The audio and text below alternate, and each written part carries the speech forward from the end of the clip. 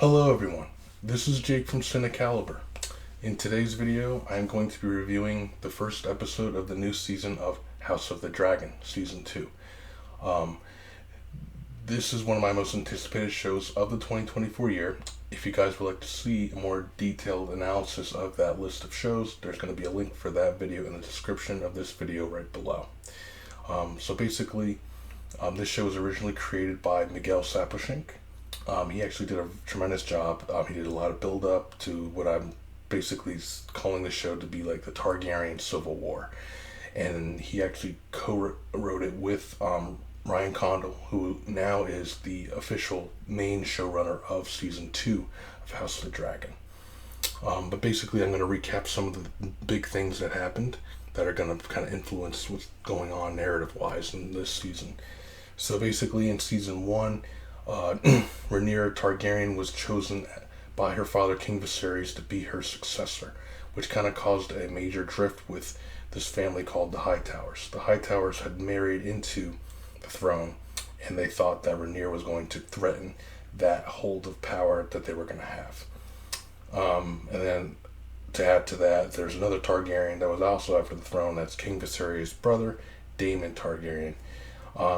He has his own quest for the throne, of course, and it really ultimately leads him to marrying Rhaenyra, which makes for an interesting dynamic, being that he is her uncle, but they're actually a pretty decent couple.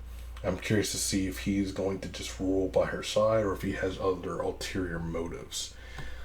Another big character that I think is going to be kind of big in this season is Sir Criston Cole. He was a knight that was infatuated with Rhaenyra in season 1, but then he kind of allied himself with the Hightowers because he was sour over Rhaenyra basically rejecting him to be his lover. Like he wanted to run away with her, and she was like, "No, I'm not doing that." And he kind of just got pissed off and holds his crazy vendetta against her because of that. So I see that kind of playing out too in this season. King Viserys does end up dying from a sickness, and he unintentionally, his last words, he tells his wife Alicent Hightower that he thinks their son Aegon is going to be the prince to be promised, but she misinterpreted that. He was actually talking about the prophecy of Jon Snow becoming the prince to be promised, because Jon Snow's actual Targaryen name is Aegon, and ironically his son is called Aegon. So the complete mix-up, and that basically started this major wedge between the Hightowers and Rhaenyra. So, and then from there, that conflict kind of kept growing. Then Rhaenyra and Alicent basically are both pursuing allies towards the end of last season to help them in a potential war, basically. And then this kind of all leads to, unfortunately, the death of Rhaenyra's son, Lucerys, Luke for short. It was a crazy death, one that no one was expecting, but that pretty much sets the tone for this new season. And yeah, that's the main things that I think are going to be relevant here going forward. And now we're going to go into the review for episode 1. And here is the plot summary for that. As Alicent grows, concerned by Aegon's small council, Rhaenyra arrives at a fateful decision. So guys, we're going to go over what was a hit, the good in this episode. So the first 10 minutes, they basically had a whole scene showing Winterfell and the Wall. Like, they basically introduced the Stark family at this time, and for me, it felt like a return to home. Because in Game of Thrones, Winterfell was just like one of the main locations, and you just love the Stark family. So like seeing that now, it just felt like a return to form, and it really just really caught my eye and made me more invested. But basically, Jace, Rhaenyra's other son, is trying to get the Starks on their side in this conflict. And that's basically what those first 10 minutes establish. But I really loved just seeing those old locations. It really just gave me a really good feeling. And then beyond that, as the show goes on, I feel like there was just a lot of tremendous character and world building in this episode still. Like, everyone thought this was going to be an explosive premiere because of Luke's death in the last episode, but it feels like they're still building the conflict. So basically, the big things that I saw that I liked character wise, they're kind of exploring a sort of a sexual relationship between Alicent and Sir Criston Cole. The both are very two of the main characters. They both have their own, I feel like, agendas, but they all both align because of their hate for Rhaenyra. I mean, I don't know if Alicent really hates Rhaenyra, but she's not on her side because different views, and plus Rhaenyra is trying to usurp her, basically take the throne from her son and her family. So I'm curious to see where this relationship is going to go. Like, is Sir Kristen Cole using her? Is Alicent using her? Is it really love? But the chemistry between the two was pretty impeccable, and I'm liking it so far. Another thing I noticed too, King Aegon, they showed him a lot, and they kind of showed him trying to be a leader, like doing things, answering calls, and you can tell he's really trying his best here. Like, he's trying to be a good leader, but at the same time, he's being questioned. Like, you can tell, like, Otto is kind of just, no, we can't do that, or we can't do this, and I kind of feel for the guy, because it's like, even though he kind of annoyed me last season, you can tell he's really trying. So he's not as annoying as, like, Joffrey was, but I did like that they kind of showed him trying to be an actual good king. So I'm curious to see what's going to happen with his arc going forward. Another character I really want to talk about too was Lord Larrys. He really wasn't in this very often, but to me, he is like the new Littlefinger of the show. He's just pulling the strings. He's like a master puppeteer, as you would call it. And you can kind of see, just in the scenes that he was in, he's starting to cause these manipulations that will basically change like the political landscape of King's Landing. Like, he's kind of whispering to the king, like saying, you know what, I don't know if Otto has your best interests.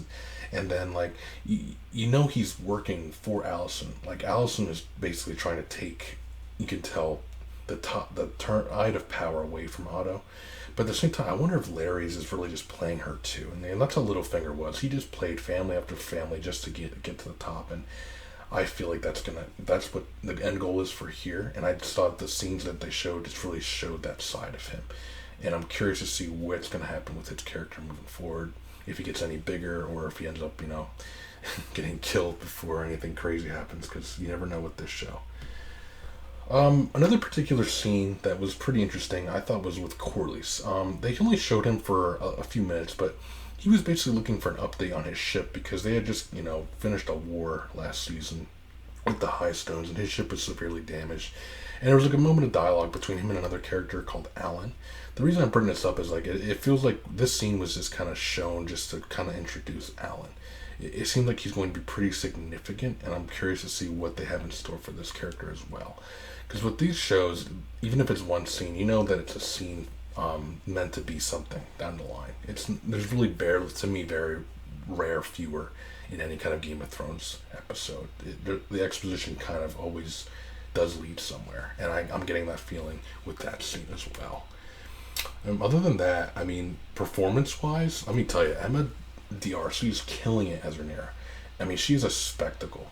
I mean, so this episode is basically exploring her trauma since her son just died. And she has very limited screen time, but every scene she is in, she steals the show. Like, she carries so much emotional weight from the death of her son that you just can't help but feel for her. And it was crazy that she has like one line in the whole entire episode. And that one line is so powerful and pretty much sets up the conclusion of this episode and the consequences that will happen after. And it's just amazing. Amazing acting. I loved it. And that kind of goes into Daemon. So Matt Smith, his performance as Daemon is impeccable too.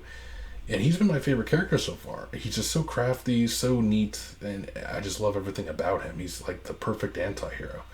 But he does some actions, just kind of doing things behind Rhaenyra's back, but really in her favor, but they're a bit unorthodox. He kind of hires, there's some slight spoilers, like two mercenaries, or one's that disgraced Kingsguard, and I think one is just Ratcatcher or something like that, but their names are Blood and Cheese.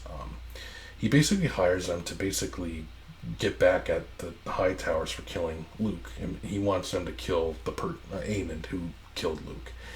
So, and let me tell you, I mean, they kind of go into that in the last 10 minutes of the episode, and it is so suspenseful. Like, I really loved every moment of that scene. And you're talking about two characters they just introduced, and they carried so much of that last episode. The suspense of them just kind of walking through the hallway and just, sneaking around. Like, I really felt every moment of it. I'm like, what's going to happen? Who's going to pop out? Something bad was going to happen, and something bad did happen, and it kind of was a bit unexpected. And it probably is going to lead to some pretty interesting storylines for the episodes to come. But yeah, those were everything that was a hit for this episode. We're gonna go into now what was a miss, the bad.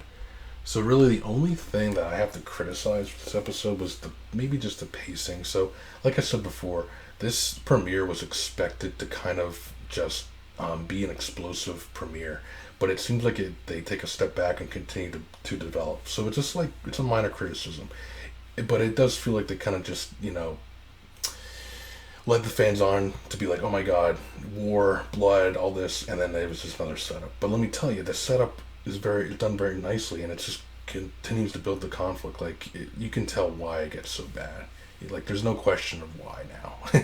It's just getting worse and worse. So hopefully in the next few episodes we finally get to some really juicy things and not just this crazy build-up. But yeah, that was everything that was a miss, the bad. And then we're going to kind of go into the conclusion, which, just to recap everything we've talked about. So far, this has been a promising return to the Game of Thrones world. It has some immense world building. There's some true character-defining moments that concluded on a very deadly sequence of events. And that actually defines the title of the episode, A Son for a Son. So I have to give this show, as it is, a current rating of a 4 out of a 5. They're doing a tremendous job.